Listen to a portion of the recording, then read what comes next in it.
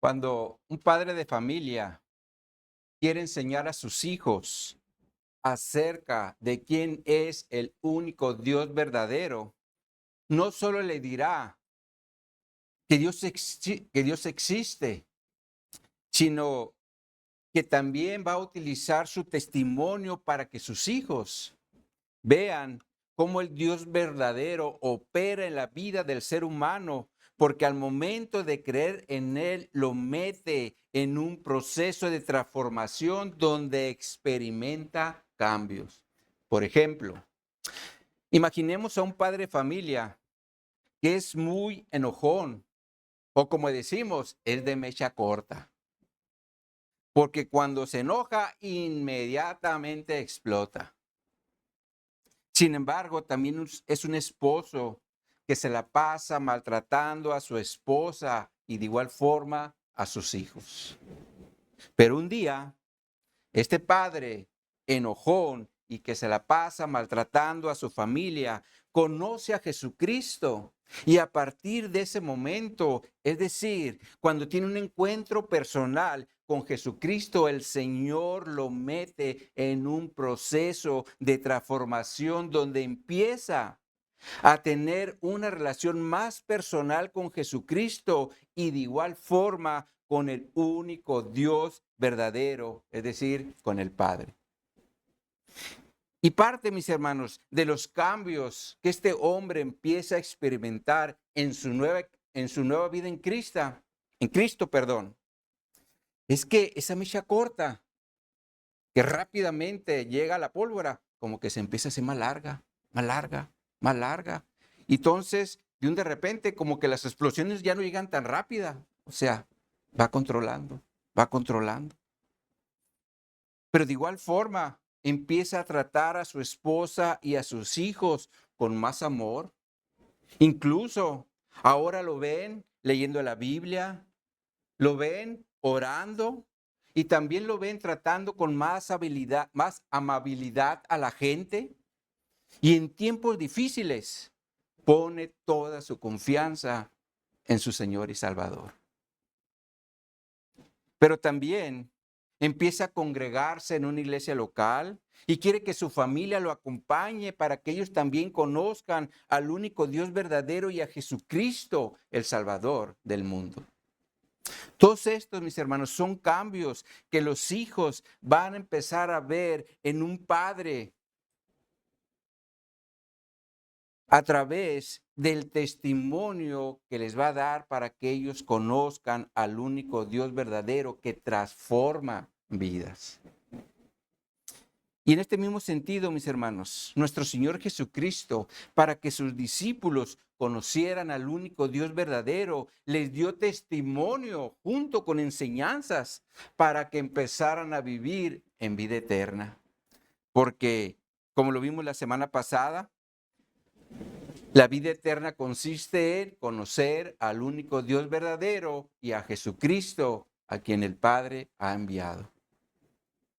Sin embargo, mis hermanos, para que esta vida eterna empezara a penetrar en la vida de los discípulos, tuvieron que aprender primeramente de las enseñanzas de Jesús, donde ciertamente les dio testimonio. Y de esto estaremos hablando el día de hoy en el Evangelio de Juan, en el capítulo 17, en los versículos 6 al 13, dentro de la oración de Jesús al Padre. Sin embargo, estaremos tocando este texto base bajo los siguientes 3 puntos. Estos son, veremos que Jesús le presenta al Padre los hombres que le dio y han guardado su palabra, como lo veremos en el versículo 6 al 8. En segundo lugar, en los versículos 9 al 10, veremos que Jesús le ruega al Padre por sus discípulos y no por el mundo. Y en tercer lugar, en los versículos 11 al 13, veremos que Jesús le pide al Padre que guarde a sus discípulos en su nombre para que sean uno como ellos. Con esto en mente, mis hermanos, les invito a ir a su Biblia, a nuestro texto base en Juan capítulo 17, para dar lectura a los versículos 6 al 13. Evangelio de Juan, capítulo 17, versículos 6 al 13 nos dicen: he manifestado tu nombre a los hombres que del mundo me distes. Tuyos eran y me los distes y han guardado tu palabra. Ahora han conocido que todas las cosas que me has dado proceden de ti. Porque las palabras que me distes les he dado y ellos las recibieron y han conocido verdaderamente que salí de ti y han creído que tú me enviaste. Yo ruego por ellos, no ruego por el mundo, sino por los que me distes, porque tuyos son. Y todo lo mío es tuyo, y lo tuyo mío, y he sido glorificado en ellos. Y ya no estoy en el mundo, mas estos están en el mundo. Y yo voy a ti, Padre Santo, a los que me has dado, guárdalos en tu nombre, para que sean uno, así como nosotros. Cuando estaba con ellos en el mundo, yo los guardaba en tu nombre. A los que me distes, yo los guardé y ninguno de ellos se perdió, sino el hijo de perdición, para que la escritura se cumpliese. Pero ahora voy a ti y hablo esto en el mundo para que tengan mi gozo cumplido en sí mismos. El título que le hemos dado a esta enseñanza es: no ruego por el mundo, sino por los que me diste. Oremos. Bendito Dios, venimos nuevamente ante tu presencia pidiendo dirección. Prepara nuestro corazón, nuestro espíritu, nuestro ser para estar atentos a tu palabra.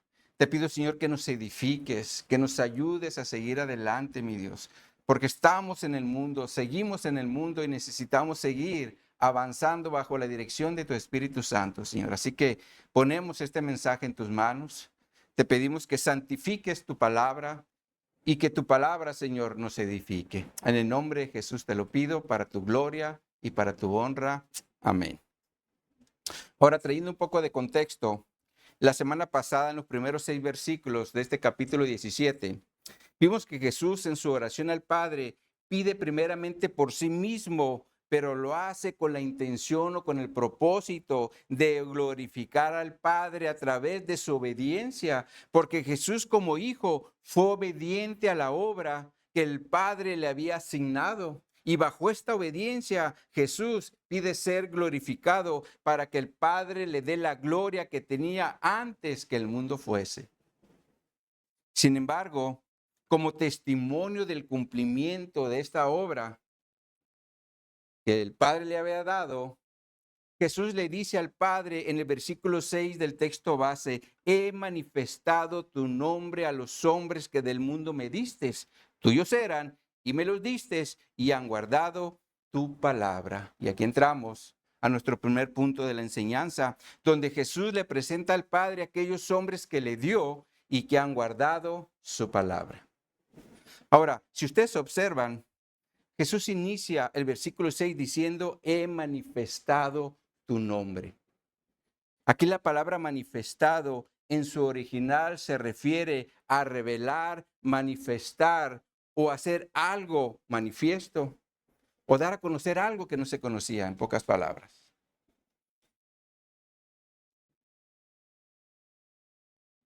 Y les pongo una imagen en la pantalla, un dibujo gráfico para captar la idea.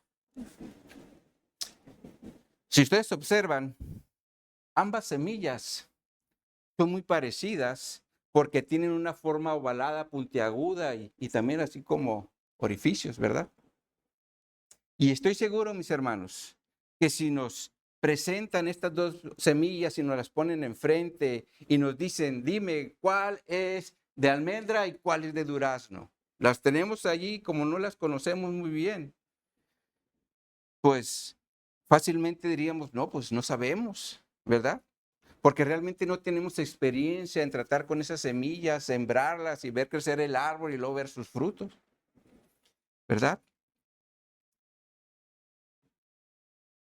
Pero, ¿qué pasaría si viene un experto y al mirar las semillas, él va a decir fácilmente: mira, esta es una semilla de almendra, esta es una semilla de durazno, ¿verdad? ¿Por qué? Porque él trabaja con esas semillas. las ha sembrado, ha visto su fruto y cosechado su fruto. Y para que nosotros entendamos el punto, nos lleva a los campos donde están esos árboles, donde ya está el fruto de esos árboles. Entonces, cuando vemos el árbol con sus frutos, ahí rápidamente decimos, ah, sí, pues mira, esta es una almendra y este es una durazno, ¿verdad? ¿Y por qué? Porque conocemos el fruto, porque ese fruto normalmente ya los compramos en los mercados, ya cuando se cosecharon, ¿verdad? Y en este sentido de la palabra he manifestado porque se refiere a conocer algo que no conocíamos, porque si vemos esa semilla así nada más, pues no sabemos cuál es el resultado de ella, ¿verdad? Pero cuando viene el experto nos dice, mira, y aparte nos lleva a los campos donde está ya todo el proceso, ok, entonces vamos a decir cuál es cada una, ¿verdad? Y esto se refiere cuando es la palabra he manifestado, dar a conocer algo.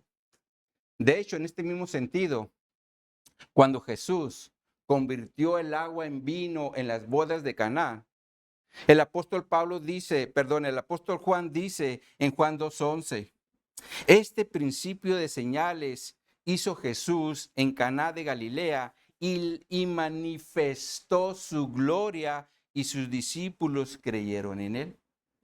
Aquí la palabra manifestó se refiere a que Jesús dio a conocer su gloria, la cual ellos no conocían.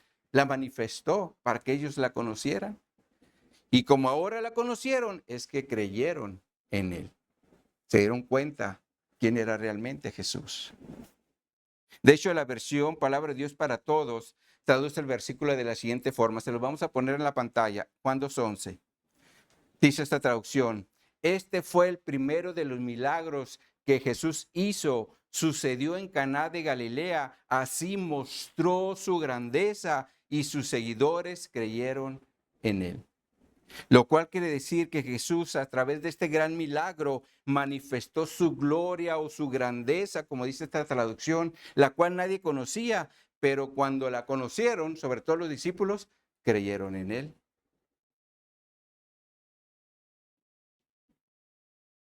Sin embargo, si regresamos al texto base, cuando Jesús dice he manifestado, se refiere a que él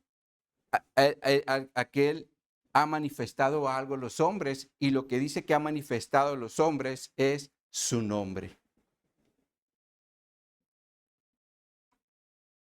¿Y por qué les ha manifestado su nombre? Recordemos que ellos, cuando él les está enseñando quién es el Padre, ¿sí? Él no les dice, el nombre de él es Yahweh, sino él dice, él es el Padre, para que ellos lo conocieran y conocieran quién era el único Dios verdadero. Les dio a conocer quién era el Padre. Mira, este es el único Dios verdadero. Es tu Padre celestial, ¿verdad? Sin embargo, mis hermanos, hoy nosotros como iglesia también conocemos al único Dios verdadero como Padre, porque tenemos los escritos que los apóstoles nos dejaron, donde plasmaron las enseñanzas de Jesús para nuestra edificación. Y de esa forma nosotros podamos conocer al Dios verdadero como el Padre. Ahora, continuando con el texto, Jesús después presenta 3 motivos por el cual dice que le manifestó su nombre a estos hombres. Y lo primero es cuando Jesús dice, tuyos eran. Lo segundo es cuando Jesús dice, me los diste. Y lo tercero es cuando Jesús dice, han guardado tu palabra. Lo cual quiere decir que Jesús les manifestó el nombre de Dios a estos hombres porque era del Padre, porque ahora son de Jesús y porque guardaron su palabra.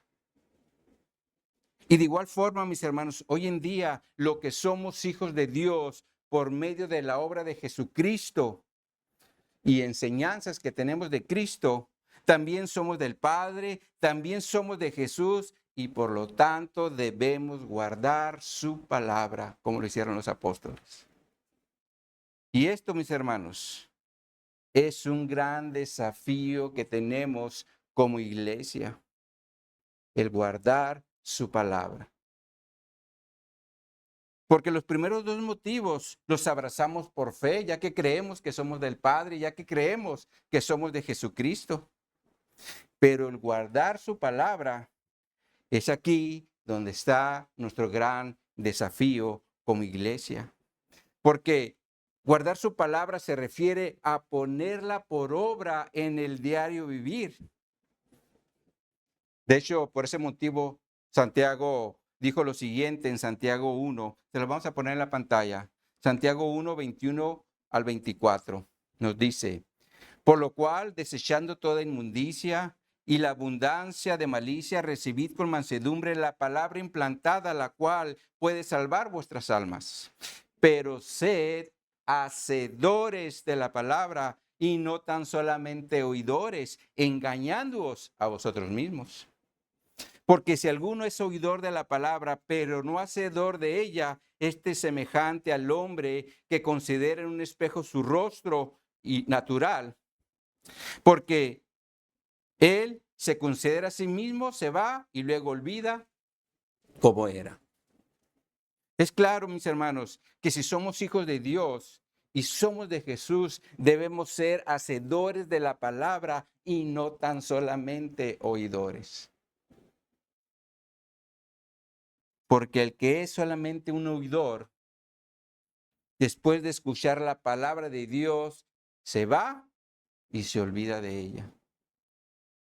Es como si alguien viene a la iglesia, escucha la palabra de Dios y Dios le habla en relación a alguna área que necesita trabajar para que él pueda crecer espiritualmente, pero al terminar el servicio sale de la iglesia y sigue haciendo lo mismo que ha hecho todo el tiempo.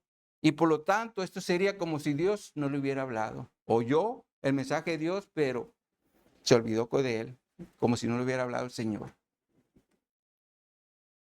Y aquí, mis hermanos, encontramos un gran peligro, porque como nuestro corazón es engañoso y perverso, como dice Jeremías, nos puede llevar a vivir solamente una vida religiosa dentro de la iglesia.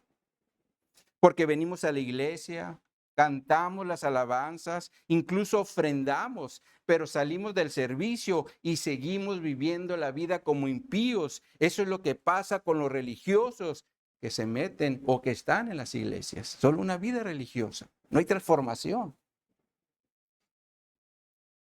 Por eso es importante ser hacedores de la palabra, para que tengamos proceso tanto en nuestra santificación como en nuestra relación con el Padre y con el Hijo.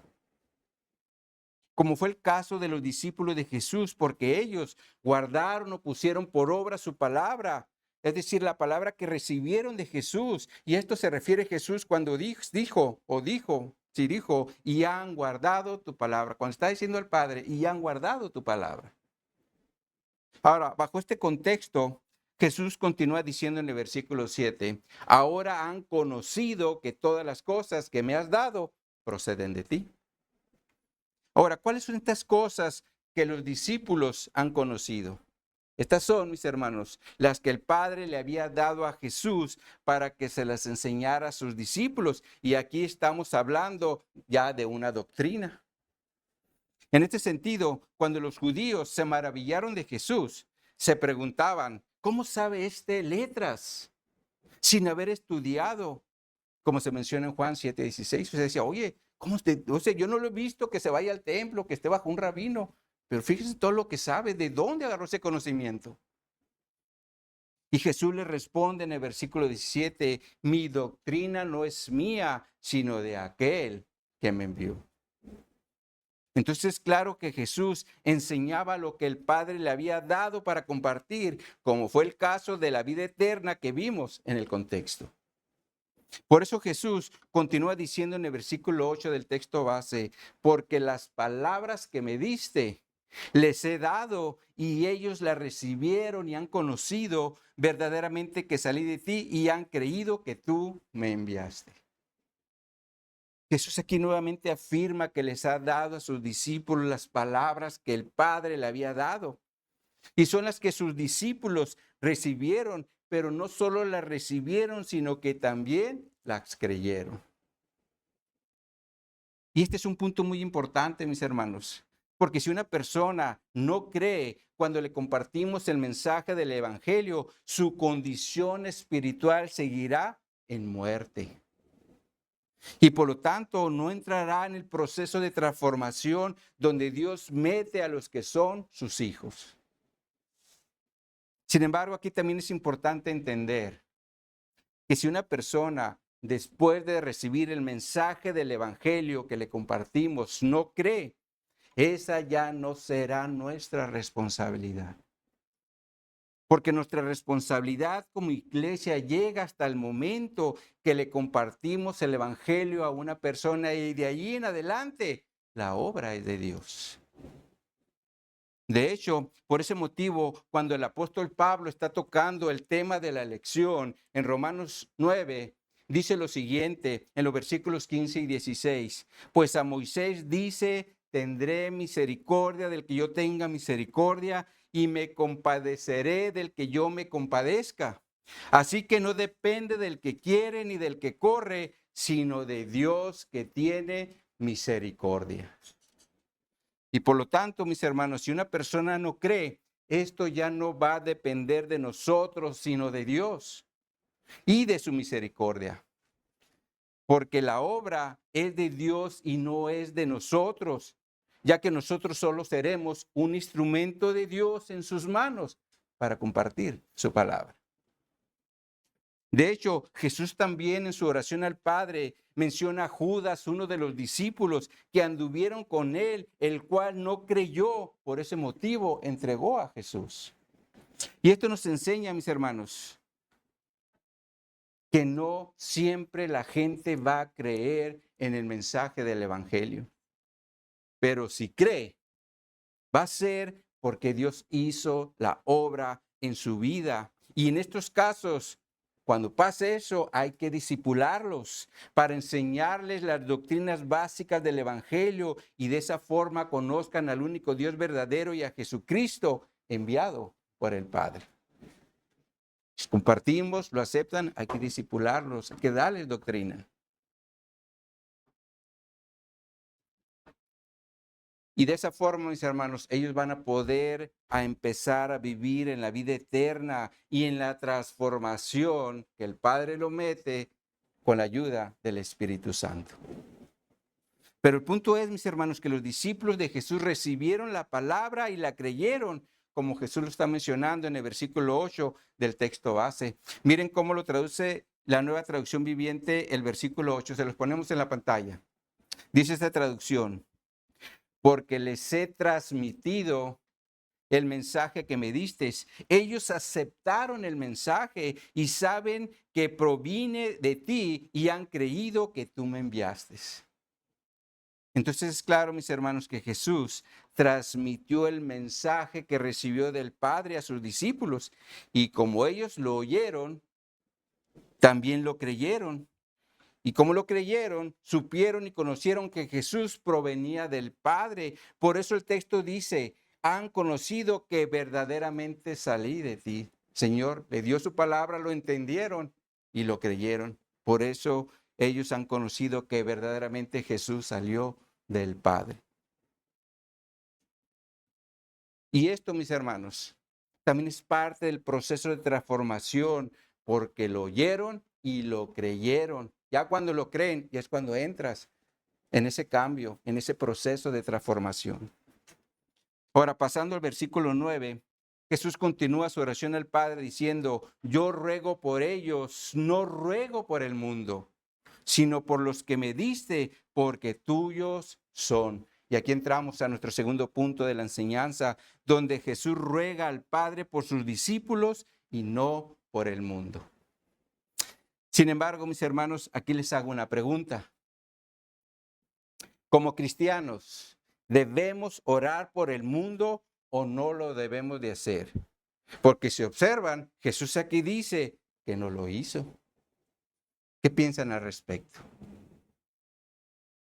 Es claro, mis hermanos, que sí debemos orar por el mundo, porque en otras escrituras se menciona. Por ejemplo, en Mateo capítulo 5, versos 43 y 44, Jesús dice, oíste que fue dicho, amarás a tu prójimo y aborrecerás a tu enemigo. Pero yo os digo, amad a vuestros enemigos, bendecid a los que os maldicen, haced bien a los que os aborrecen y orad por los que os ultrajan y os persiguen. Aquí Jesús le está diciendo a sus discípulos y por extensión nos dice a nosotros como iglesia que oremos por aquellos que nos ultrajan y nos persiguen. Esto puede ser el padre, un padre, puede ser un jefe en el trabajo, un compañero en el trabajo, ¿sí? O alguien de la familia, porque también en la familia esto se da. Ahora, por otro lado, el apóstol Pablo, bajo la dirección del Espíritu Santo, dice lo siguiente en 1 Timoteo 2, versículos 1 al 4. Se los vamos a poner en la pantalla. Dice aquí Pablo, exhorto ante todo a que se hagan rogativas, oraciones, peticiones y acciones de gracias por todos los hombres, por los reyes y por todos los que están en eminencia, para que vivan quieta y reposadamente en toda piedad y honestidad, porque esto es bueno y agradable delante de Dios nuestro Salvador, el cual quiere que todos los hombres sean salvos y vengan al conocimiento de la verdad.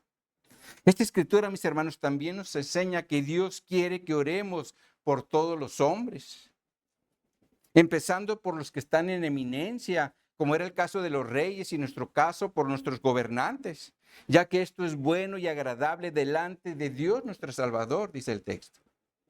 Entonces, mis hermanos, como iglesia, sí debemos orar por todos los que están en el mundo, por los que nos rodean, para que sean salvos y vengan al conocimiento de la verdad, como dice al final del versículo 4 que tenemos en la pantalla.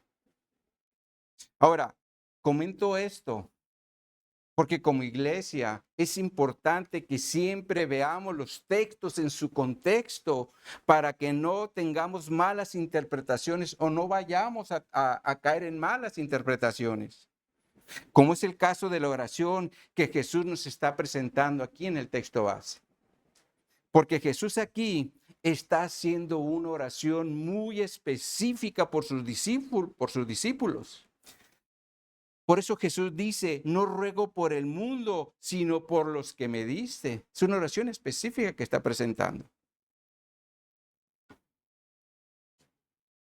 Y está orando por ellos porque son los discípulos o los hombres que el Padre le había dado a Jesús. Como se menciona al final del versículo 9 cuando dice, sino por los que me diste porque tuyos eran. Esto es, mis hermanos, como imaginemos que somos pastores de ovejas. Y por la tarde, como no tenemos un lugar donde dejarlas, las vamos y las ponemos en un corral comunitario donde otros pastores hacen lo mismo. O sea, están nuestras ovejas allí y ovejas de otros pastores. Y cuando nos vamos, le decimos al encargado del corral, ay, te encargo mucho mis ovejas, porque a final de cuentas son las que nos interesan. Y de la misma forma Jesús lo hace. Por ese motivo no pide por el mundo, sino por los que son suyos y del Padre. Sin embargo, en el versículo 10 hay otro elemento a considerar. Cuando Jesús dice, y todo lo mío es tuyo y lo tuyo mío, y he sido glorificado en ellos. El elemento al que me refiero aquí es cuando Jesús dice al final del versículo 10, he sido glorificado en ellos. En esos que estoy orando, específicamente en esos. He sido glorificado en ellos. Como diciendo, a través de ellos recibo honra y alabanza, lo cual no recibo del mundo. Por ese motivo es que pido por ellos. Sin embargo, mis hermanos, este elemento de glorificar a Jesús sigue vigente aún en nuestros días, porque como iglesia debemos dar a Jesús toda la honra y toda alabanza para glorificarlo. Y aquí, mis hermanos, ya entran nuestras obras como cristianos.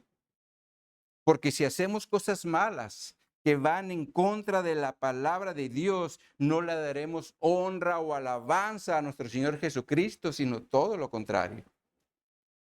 Por ese motivo, como cristianos, debemos dar buen testimonio ante Dios y ante los hombres para testimonio del Evangelio y para la honra de Jesucristo.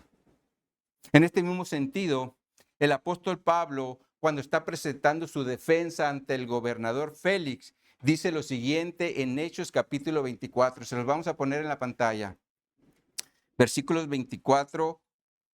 Versículos 14 al 16 del capítulo 24 nos dicen, está aquí hablando Pablo, pero esto te confieso, que según el camino que ellos llaman herejía, así sirvo al Dios de mis padres, creyendo todas las cosas que en la ley y en los profetas están escritas, teniendo esperanza en Dios, la cual ellos también abrigan de que ha de haber resurrección de los muertos, así de justos como de injustos. Y por esto procuro tener siempre una conciencia sin ofensa ante Dios y ante los hombres.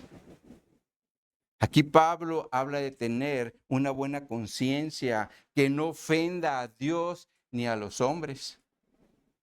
Y de la misma manera, mis hermanos, nosotros como iglesia debemos tener una buena conciencia sin ofender a Dios y a los hombres que nos rodean para que glorifiquemos a Cristo con nuestros hechos en el diario vivir.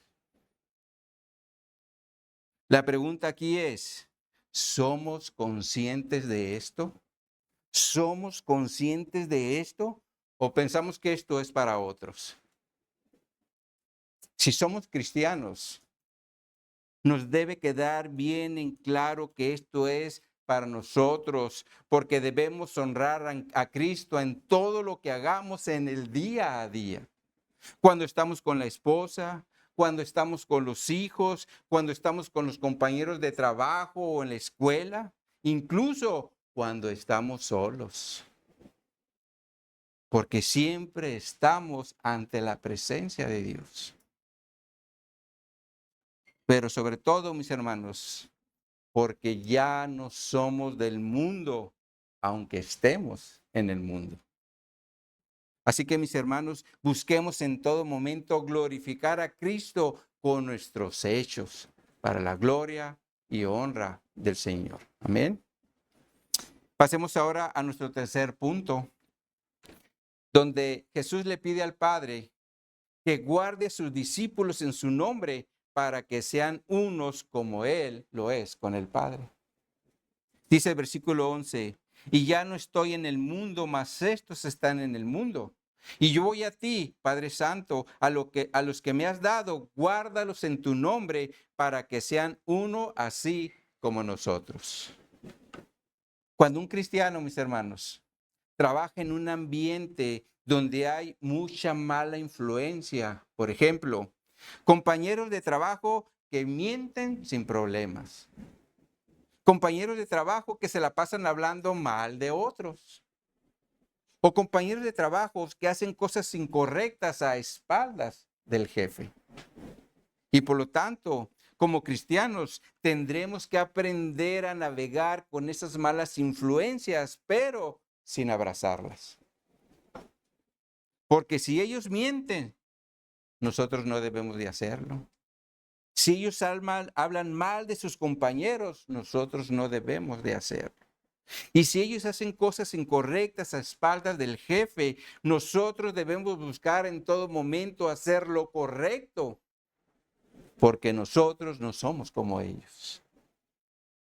La realidad es que como cristianos tendremos que seguir viviendo en un mundo hostil, perverso y lleno de malas influencias. Y como no podemos salir de este mundo lleno de maldad, lo que sí podemos hacer es pedirle a Dios que nos guarde de todo mal mientras que sigamos viviendo en este mundo perverso y caído. Ayúdanos, Señor, para no contaminarme. En este mismo sentido, Jesús ora al Padre por sus discípulos cuando él toca el tema de su partida, cuando dice, y ya no estoy en el mundo, mas estos están en el mundo. Ahora, aquí la Reina Valera como que nos da a entender que Jesús ya no está en el mundo cuando dice, y ya no estoy en el mundo. Pero si vamos a las traducciones dinámicas, como la Nueva Traducción Viviente, encontraremos que esta dice, ahora me voy del mundo. La Nueva Versión Internacional dice, ya no voy a estar por más tiempo en el mundo. Y la versión Dios habla hoy dice, ya no voy a seguir en el mundo. Aquí las versiones dinámicas nos dan más el sentido de lo que Jesús está diciendo cuando dice, y ya no estoy en el mundo, porque Jesús se refiere a su próxima partida después de su muerte y resurrección, cuando ascendería al Padre. De hecho, en el contexto Jesús ya había mencionado su partida al Padre y lo vimos en dos ocasiones. Una fue en Juan 7, en los versículos 34, 33 y 34, cuando Jesús dijo, todavía un poco de tiempo estaré con vosotros e iré al que me envió. Me buscaréis y no me hallaréis, y a donde yo estaré vosotros no podéis venir. Y después en el capítulo 13, cuando Jesús le lava los pies a sus discípulos, la escritura dice en Juan 13:1, antes de la fiesta de la Pascua, sabiendo Jesús que su hora había llegado para que pasase de este mundo al Padre, como había amado a los suyos que estaban en el mundo, los amó hasta el fin. Entonces es claro, mis hermanos, que Jesús tenía en mente su partida. Y como su partida ya era un hecho, le pide al Padre por sus discípulos, los cuales seguirían en el mundo. Por eso el texto dice, mas estos están en el mundo y yo voy a ti.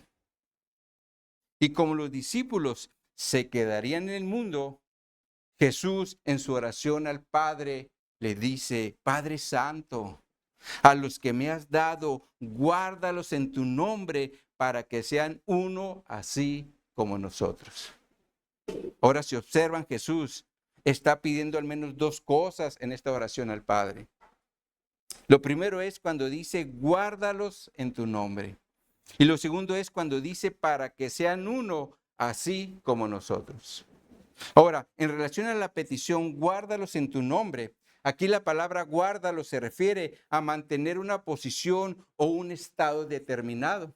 Por ejemplo, cuando Dios en Deuteronomio capítulo 4 está tratando con la segunda generación de los israelitas que habían salido de la esclavitud de Egipto, porque recordemos que la primera generación había fallado por su incredulidad. Por eso es que el Señor le dice a esta segunda generación en Deuteronomio 4:9, por tanto, guárdate y guarda tu alma con diligencia para que no te olvides de las cosas que tus ojos han visto, ni se aparten de tu corazón todos los días de tu vida. Antes bien, enseñarás a tus hijos y a los hijos de tus hijos. Miren cómo traduce este versículo la Nueva Traducción Viviente. Se los ponemos en la pantalla. Dice esta traducción, pero cuidado, asegúrate de nunca olvidar lo que viste con tus propios ojos. No dejes esas experiencias se te borren de la mente mientras vivas. Asegúrate de transmitirlas a tus hijos y a tus nietos. La clave aquí es cuando el Señor les dice, no dejes esas experiencias se te borren de la mente mientras vivas. Como diciéndoles, quédate siempre con esas experiencias que tus ojos vieron y no quiero que las olvides. Entonces, el guardar aquí se refiere a no olvidar algo que vieron, la cual también involucraba enseñarlos a otras generaciones, a sus hijos y a sus nietos. Ahora, ¿qué fue lo que los discípulos aprendieron de Jesús y deberían de guardar? El texto nos habla, o más bien el contexto aquí nos está hablando de la vida eterna, la cual consiste, como ya vimos, conocer al único Dios verdadero y a Jesucristo que había enviado el Padre. Y por lo tanto, esta verdad de la vida eterna que habían aprendido directamente de las enseñanzas de Jesús es donde los discípulos deberían de mantenerse. Porque después de su partida, ellos deberían compartir eso con otros. Pero aquí no perdamos de vista un contexto del primer siglo. Porque en ese tiempo los religiosos de Israel consideraban una blasfemia hablar del único Dios verdadero como Padre. De hecho, por ese motivo quisieron apedrear a Jesús. Y como era la enseñanza que los discípulos habían aprendido de Jesús, al compartirla con otros, tendrían grandes problemas, sobre todo con los religiosos de Israel. Y como Jesús sabía que sus discípulos, al ser fieles a las enseñanzas que les había dado, experimentarían dificultades, aborrecimiento, persecución, cárcel y hasta muerte. Por eso era importante que el Padre los guardara en su nombre, para que se mantuvieran firmes en los momentos difíciles. Y de hecho los experimentaron porque fueron aborrecidos, perseguidos, incluso muertos por mantenerse en su fe. Y el testimonio de los discípulos, mis hermanos, son un gran testimonio que nosotros tenemos en la palabra de Dios, porque ellos se mantuvieron firmes en las enseñanzas de Jesús. Sin embargo, cuando Jesús ya no estuvo con ellos, el Padre los guardó en su nombre para que se mantuvieran y no negaran su fe ni las enseñanzas de Jesús. Sí, entonces vemos que esa oración fue contestada. Los guardó, se mantuvieron firmes y no se movieron de esas enseñanzas que habían aprendido. Pero veamos lo segundo que Jesús dice cuando en su oración menciona para que sean uno así como nosotros. Ya habló de que lo guarden su nombre y ahora dice para que sean uno así como nosotros. Es claro, mis hermanos, que Jesús aquí está pidiendo que sus discípulos vivieran en unidad como Él vive en unidad con el Padre. Y este punto de la unidad, mis hermanos, es otro gran reto que tenemos que enfrentar como iglesia. Porque vivimos en un tiempo donde el individualismo reina, pero también divide porque cada uno se va por su lado. Por ejemplo, unos en la iglesia dicen, yo voy a la iglesia para recibir, cuando también debemos de dar y servir. Otros dirán, mientras yo esté bien, no me importan los demás. Cuando muchas veces hay hermanos en la iglesia que están pasando por dificultades y necesitamos ayudarles porque son parte de nuestra misma familia en la fe. Pero por otro lado están los que dicen, mi ministerio es lo más importante. Cuando en Cristo todos somos importantes. Sin embargo, otro de los grandes problemas que hay en la iglesia por el individualismo es el aislarse y no congregarse, pensando que pueden tener una relación personal con Dios sin sus hermanos, como desafortunadamente pasa hoy con muchos que ya no se congregan. El Señor no estableció su iglesia para que estemos aislados, sino en unidad. Pero los que piensan así no se dan cuenta que esta es una gran mentira de Satanás, porque un cuerpo no puede estar separado, es decir, los brazos por un lado y los pies por el otro lado. Tienen que estar juntos porque son un cuerpo. Sin embargo, otro gran problema que hay que afectan la unidad son las posturas teológicas, como pasó en Corintio, cuando decían, yo soy de Pablo, yo soy de Apolos, yo soy de Cefas o yo soy de Cristo. Esto en la actualidad es como si dijeran, yo soy de MacArthur, yo soy de Núñez, yo soy de Washer. Debemos tener mucho cuidado, mis hermanos, con las posturas teológicas y estas están dividiendo al cuerpo de Cristo. Dios nos ayude, mis hermanos, a buscar la unidad en el cuerpo de Cristo, siendo respetuosos con los que piensan diferente a nosotros para no caer en división, como sigue pasando desafortunadamente en nuestros días. Ahora, una cosa muy diferente es que sabemos que hay doctrinas de primer orden y hay doctrinas secundarias. En las doctrinas del primer orden, allí sí estamos todos, pero en las secundarias hay variedad, hay diferentes formas de pensar, ¿verdad? Y debemos ser respetuosos para no meter la división en la iglesia. Y yo creo, mis hermanos, que por eso Jesús le pidió al Padre por la unidad de sus discípulos, porque sabía que su iglesia experimentaría desunión en lugar de estar en unión. Por eso es importante que busquemos la unidad. De hecho, si observan, allí tenemos tres conceptos que queremos abrazar como iglesia, pero tiene que empezar con la unidad. Porque si no hay unidad, no podemos crecer. Pero si hay unidad, podemos crecer. Y si hay unidad y crecemos, podemos servir, ¿verdad? Pero es bien importante la unidad. Estamos trabajando hacia un mismo Dios, hacia una misma obra. Y estamos creciendo en nuestra comunión con nuestros hermanos y con Dios. Y por lo tanto le vamos a servir a nuestro Dios. Por eso dice, sé iglesia, sé iglesia, sé iglesia. Pasando ahora al versículo 12, Jesús retoma el punto de la protección que les dio a sus discípulos. Dice aquí el texto, cuando estaba con ellos en el mundo, yo los guardaba en tu nombre. A los que me diste, yo los guardé, ninguno de ellos se perdió, sino el hijo de perdición para que la escritura se cumpliese. Jesús aquí quiere resaltar la protección que le dio a sus discípulos mientras estaba con ellos para que ninguno de ellos se perdiera. Sin embargo, también nos aclara que uno de ellos se perdió porque era algo establecido en la Escritura. Y esto es algo que se menciona en el Salmo 41:9, donde nos dice, aún el hombre de mi paz, en quien yo confiaba, el que de mi pan comía, alzó contra mí mi calcañar.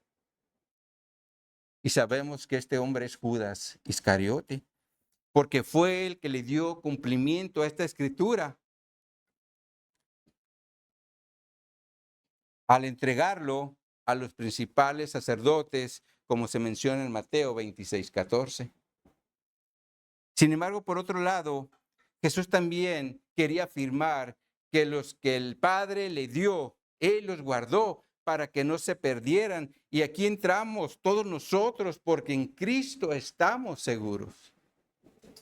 Pero también podemos aprender que dentro de la iglesia puede haber Judas que nos van a traicionar. De hecho, Pablo experimentó estas traiciones, por ejemplo, con Demas, quien amó más al mundo y lo desamparó, como se menciona en 2 Timoteo 4:9. Menciona a Alejandro el candelero, quien le causó mucho daño, y esto lo menciona en 2 Timoteo 4:14. Menciona a Himeneo y Alejandro, a quienes Pablo entregó a Satanás para que aprendieran a no blasfemar, como se menciona en 1 Timoteo capítulo 1, verso 20. Y hoy en la iglesia, mis hermanos, también puede haber este tipo de hombres que hoy pueden estar con nosotros, pero mañana van a estar contra nosotros, como pasó con Judas cuando traicionó a Jesús. Con nosotros somos amiguitos muy y nos descuidamos y, como decimos, nos dan una puñalada por la espalda, ¿verdad? Y eso es algo que debemos ser conscientes, ¿no? Y que el Señor nos ayude para tratar también esos casos. Porque de que se dan en la iglesia, se dan. Ahora, Jesús continúa diciendo en el versículo 13, pero ahora voy a ti y hablo esto en el mundo para que tengan mi gozo cumplido en sí mismos. La Nueva Traducción Viviente lo traduce de la siguiente forma. Se lo ponemos en la pantalla, hermano Arturo. Dice aquí esta traducción. Ahora voy a ti, mientras estuve con ellos en este mundo, les dije muchas cosas para que estuvieran llenos de mi alegría. Esto nos enseña que Jesús, a pesar de todos los males que él sabía que vendrían contra sus discípulos, por seguir sus enseñanzas, siempre trató de llenarlos de alegría con enseñanzas, como cuando les dijo, de cierto os digo, que vosotros lloraréis y lamentaréis, y el mundo se alegrará, pero aunque vosotros estéis tristes, vuestra tristeza se convertirá en gozo.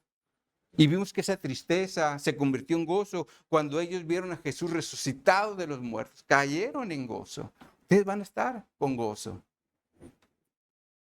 Ahora también les dijo, en el mundo tendréis aflicción, pero confiad, yo he vencido al mundo. Estas son palabras de ánimo que Jesús le está dando a sus discípulos en relación a los tiempos difíciles. Por eso el apóstol Pablo también dijo en Romanos capítulo 8, en los versículos 37 al 39, antes en todas estas cosas somos más que vencedores por medio de aquel que nos amó.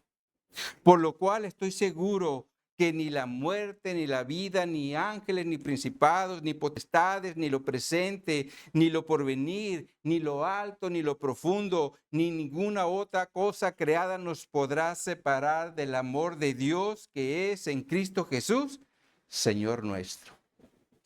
Estas son palabras que tenemos en las Escrituras para que nos llenemos de gozo en los tiempos difíciles, porque estamos seguros en el amor de Dios. Amén.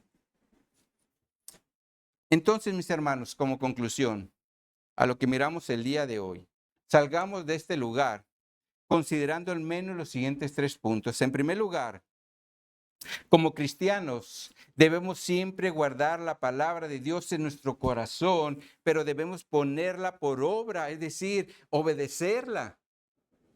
Porque Dios no nos ha llamado a ser solamente oidores de su palabra, sino hacedores de su palabra. Así que si somos cristianos, oigamos su palabra, pero también seamos obedientes para seguir en un proceso de transformación en esta nueva vida que tenemos en Cristo. En segundo lugar, recordemos que como cristianos debemos honrar a Cristo en todo lo que hagamos porque le pertenecemos. No permitamos que Satanás nos engañe y nos haga pensar que podemos hacer todo lo que nuestro corazón engañoso desea. Mejor busquemos darle a Cristo toda la gloria y toda la honra porque le pertenecemos. Así que si somos cristianos, glorifiquemos a Cristo en todo lo que hagamos en el diario vivir. Y en tercer lugar, como cristianos debemos entender que en Cristo tenemos la cobertura del Padre para que nos ayude a seguir adelante y seguir firmes en la fe. Pero también tenemos el gran reto de buscar la unidad en el cuerpo de Cristo para no caer en división, ya que Satanás eso es lo que quiere en la iglesia. Pero Cristo lo que quiere en su iglesia es unidad, por eso es que le pide al Padre en oración que sean uno, como ellos son uno. Así que si somos cristianos, busquemos en todo momento la unidad en el cuerpo de Cristo, porque eso es lo que Cristo quiere y desea en su iglesia. Amén. Oremos. Oh bendito Dios, te damos gracias, Señor, por tu palabra, por las enseñanzas que nos das a través de tu oración, Señor, ya que nos enseñas que tus discípulos guardaron tu palabra, la pusieron por obra y de la misma forma nosotros como hijos tuyos debemos de hacerlo, Señor. Ayúdanos, Señor, a que no seamos solamente oidores, sino hacedores de tu palabra, como lo vimos el día de hoy, Señor. Pero de igual forma, Señor, que te honremos en toda aquella cosa que hagamos, Señor. Cuando estamos con la familia, cuando estamos con los amigos, incluso cuando estamos solos, Señor. Tú siempre estás allí, debemos glorificarte, darte toda la honra con cualquier cosa que hagamos, Señor. Así que ayúdanos, Señor, a que te glorifiquemos en todo momento. Pero sobre todo, Señor, ayúdanos a buscar la unidad. Esa unidad que tú le pediste al Padre por tus discípulos y también por tu iglesia, Señor. Porque tú siempre has sido uno con el Padre y quieres que nosotros como iglesia seamos uno con nuestros hermanos. Nos dejaste ese modelo. Ayúdanos, Señor, a ser unidos, Señor. No permitas que caigamos en división y seamos un estorbo a tu obra, Señor. Porque tú nos pusiste en un cuerpo para que estemos en unidad, Señor. Así que yo te pido que nos ayudes como iglesia a buscar esa unidad y que la podamos lograr con la ayuda de tu Espíritu Santo, Señor. Así que gracias por tu palabra, gracias por el Espíritu Santo y ayúdanos, Señor, a seguir adelante en este proceso de transformación. En Cristo Jesús te lo pido para tu gloria y para tu honra. Amén y amén.